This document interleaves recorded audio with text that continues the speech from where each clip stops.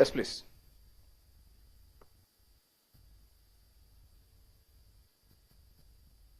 Nigerian Army for a good job, sir, and the other senior officers here.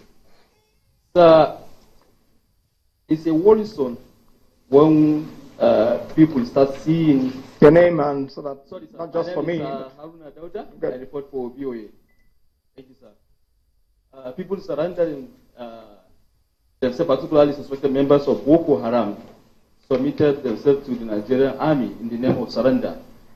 How sure are we these people will not go back after being released by Nigerian Army to go and perpetrate another or attack the public? The public in question, and maybe go back to their community and start, linking with the other members who are yet to surrender to carry out another attack. Another issue, sir, is the issue of an arrest by one of the local government chairman, which was going around as rumor, because we take it as rumor because we didn't hear anything from the Nigerian Army. Okay. This rumor was lingering for long, that one of the local government chairman was being arrested for harboring one of the suspected member of Boko Haram. Some say he's even a commander of the Boko Haram. We're yet to hear that from you. And another arrest was also made by Nigerian Army, as we heard, by the Nigerian Army, government as well, in respect of cultural wrestling. We want you to clarify this issue. How true is that? Thank you.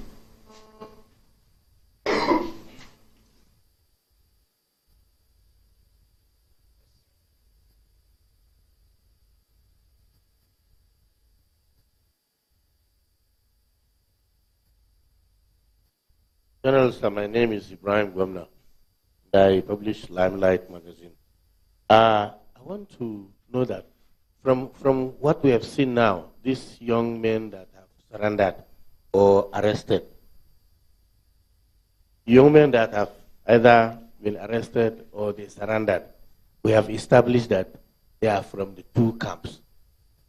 Is there any way that they could be used to get the Mohammed Nur and the Sheikh to come together and maybe reconcile their differences so that we could maybe get them faster?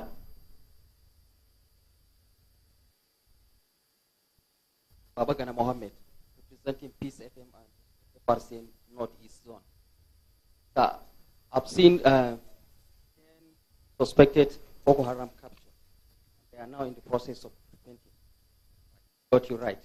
So I want to know the age bracket of first the oldest among and then the youngest.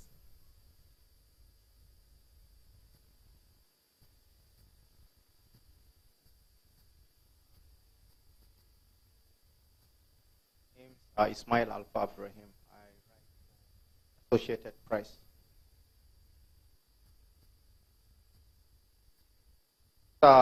Seeing these young men paraded here as surrendered Boko Haram members, and we also were made to understand that they are to undergo the radicalization process.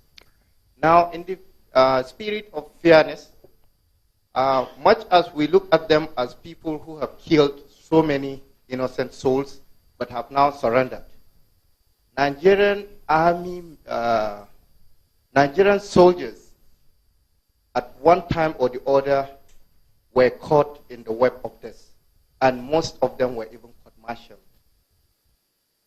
In the spirit of fairness, don't you think there should be a revisit on the issue of these young men that have selflessly made themselves available to serve their country, and in the process they found themselves in the wrong side of the law? Sorry, let me get a question. Is this on the side of these young men or on top of the troops? If these young men will be given all this regards and respect for this through the radicalization process, then the Nigerian army also had its own, some troops were found wanting in the discharge of their duty, and most of them were even court-martialed. Correct. In the spirit of fairness, if these young men will be given the opportunity to rebuild their lives, don't we think as Nigerians, as countrymen, that the issue of these troops be revisited?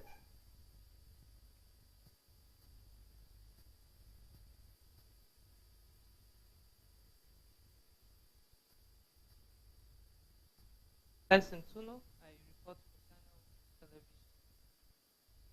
We know that part of the vision of the Chief of Army Staff is to have a professionally responsive army and all of that. You've shown us slides of how you've arrested some of these Boko Haram terrorists, and of course there are women, there are children.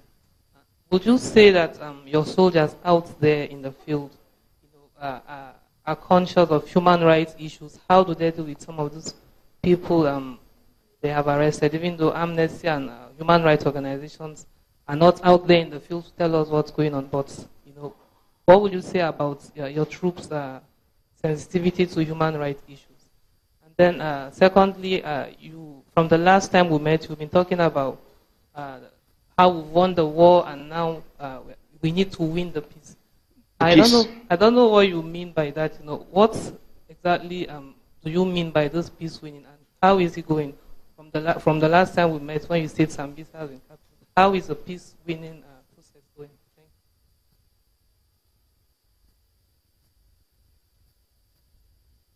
Good afternoon, sir. My name is Sadiq Abubakar. I represent Blueprint newspaper, sir. My question now, sir, is the issue of sub-target within the cities in the northeast has become an issue of great concern. But we know what the military particularly is doing in respect of these soft targets, that innocent lives are being killed by these Boko Haram terrorists using young girls in towns. And my second question, sir, is there has been rumor that the effort of the military in returning some civil servants or residents of Baga were delayed for at least 5 days or so in Mongunu without any explanation. Some of them were even complaining, and they wanted even the press to come in. So before we go on air or to the press, we want to hear your own side and to balance up the story, sir. Thank you, sir.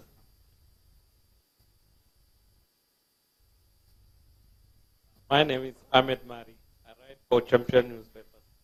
There is this rumor that Shekau and his group are in Kalabelge bush. Are you aware?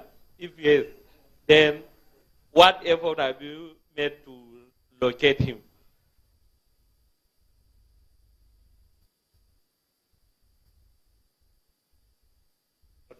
Since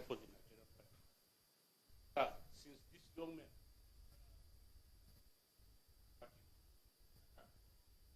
really belong to the Boko Haram, why can't they be sent to the courts and then tried instead of just leaving them?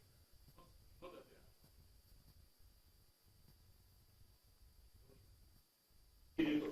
Just leave them.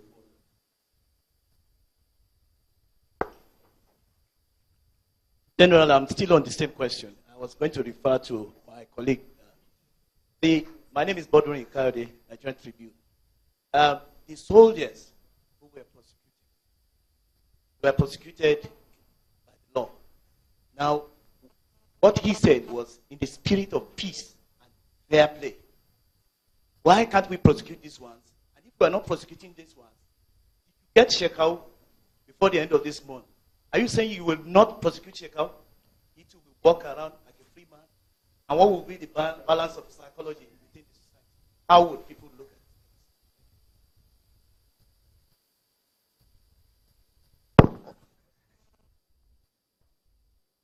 My name is Memuna Garba. Recently, the Chief of Army Staff has opened a paper. What of Goza Road? Only